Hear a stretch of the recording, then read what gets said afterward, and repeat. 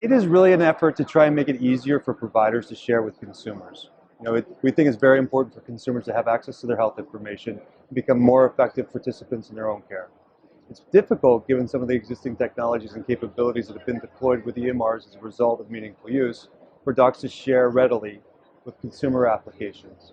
So we've been working over the last 2 years to establish a set of eligibility criteria to create a trust framework that would allow docs who wanted to share data with consumers in a secure and privacy-preserving way via a mechanism called direct push.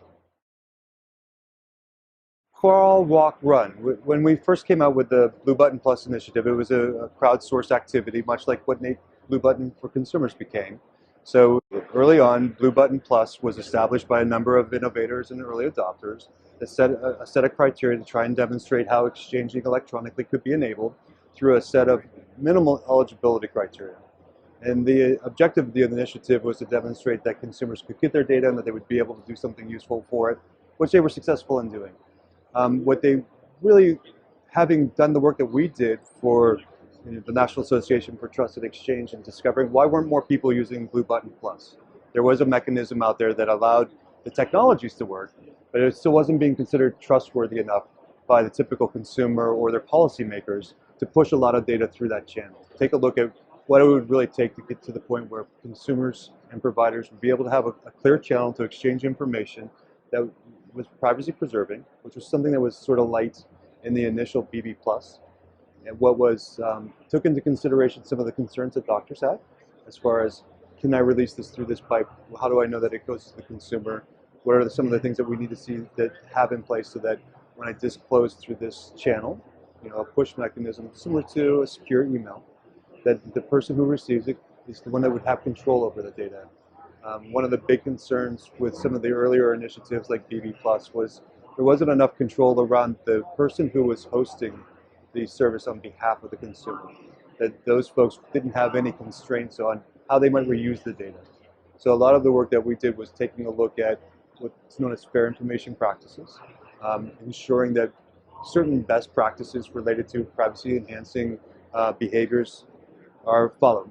So the BB Plus was one step forward. Let's prove the technologies out. Let's get a coalition of the willing.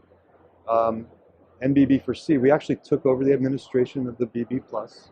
It was sort of handed off to us, and we started fostering it and taking the lessons learned, incorporating that into what we did with NBB for C. We took over BB Plus in the August timeframe of 2014. We launched NBB for C January 1st, 2015.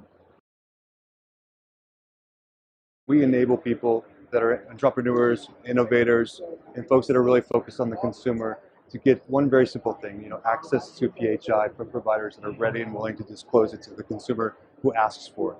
So a big part of scaling this is to motivate the consumer population to start asking for these offerings, which will help establish an industry that will come and provide and meet those demands of those consumers. And as a result, more and more folks will be interested in participating, and we believe that there will be a very broad spectrum of offerings that could serve the 338 million Americans with their unique needs.